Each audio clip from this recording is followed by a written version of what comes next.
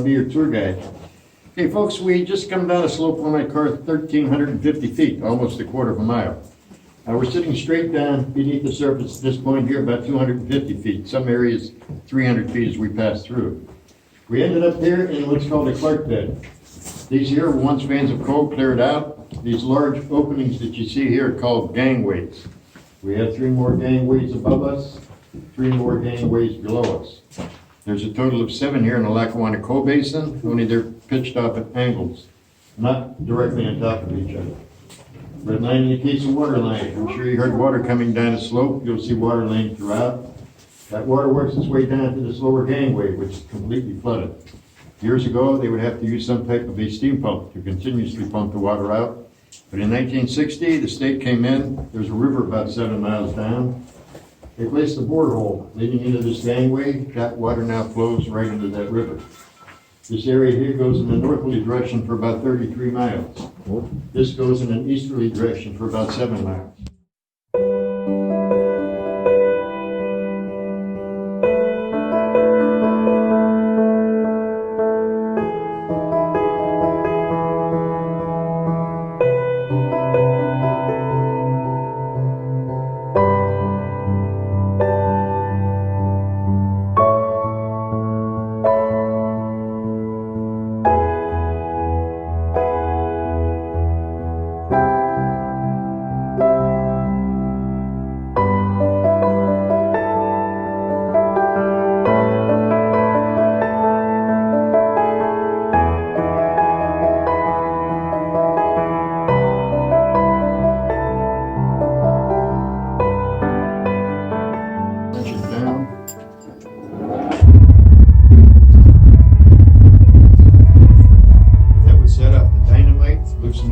Leaving large cracks. They would come back in about a half hour with their picks and their bars, spraying that loose coal out, placing it into a conveyor belt. Now, as you can see, they did have power here in the 1930s. Further back towards the end of the tour, you see a wooden chute sticking down, where they would have to force the coal down with hands or with shovels, any way you could below the cars.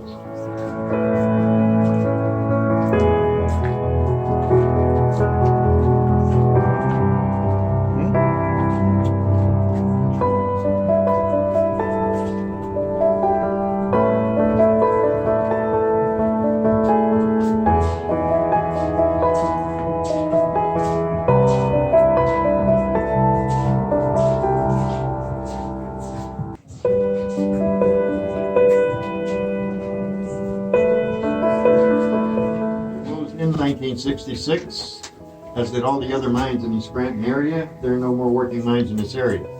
Just right now, very little demand for this type of coal. This anthracite coal probably is the biggest reason. Now remember when it was a working mine, they had no light strung out. It was pitch dark down here. You couldn't see your hands in front of you. No boards between the rails which you're walking on. No red ash leveling it out. Very dark, very dangerous. This contraption you see here called a jalopy or an electric mule. Now, they once had live mules working the mines for many years, up until around the 1920s, when the mules were being replaced with the electric mule. If you notice, it runs a little like a trolley car. You can see the arm extended up in the front. As we're walking through the gangways, you'll see pipes sticking down from the roof along the sides. They once supported a thick bare copper wire, which also ran to the surface, where they would power this here electric mule. This is what pulled the coal cars everywhere you see tracks throughout the mine. Your head's right here. This is a low roof area, sort of ducked down as you're passing through. And as I mentioned, pipes sticking down along the sides. Some are much lower than this, so if you stay on the boards between the tracks, you'll be a little safer. I don't want to see you get blinded by lights and walk into a rusty pipe. But right here, sort of ducked down here.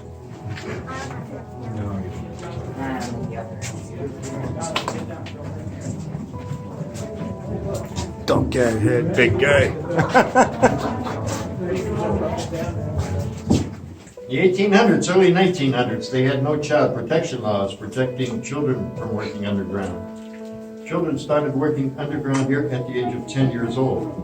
They continued to work their way up until they became minors, provided they lived that long. Many disasters in these mines, many of these children lost their lives. In 1900, 20% of the workforce underground were children, 16 years of age and younger. Here you can see a 15-year-old boy called a mule boy or the mule driver. He was paid 13 cents an hour. He worked 12 hours a day, 5, sometimes 6 days a week. He started his shift at 6 in the morning. He came down when it was dark. He went up when it was dark. No daylight saving time back in those days. So the only time these young fellas seen daylight, if he was lucky, had maybe off on the weekend.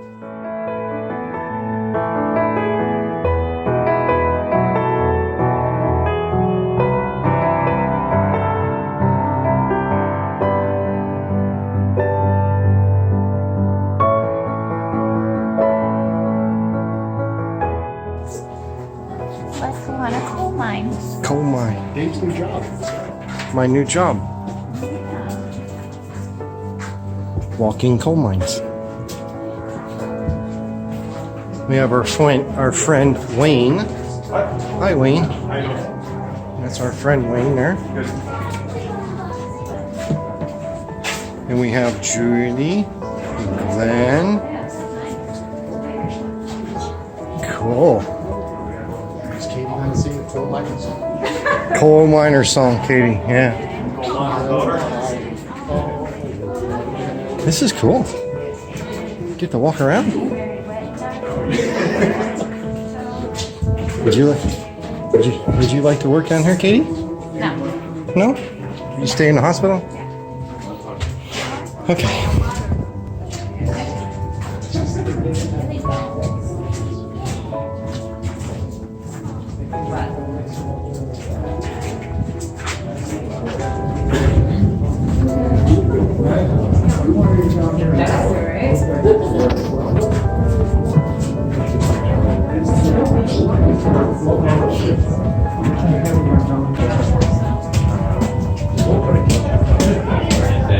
Are you a miner? A white hat? Miner. White hat miner.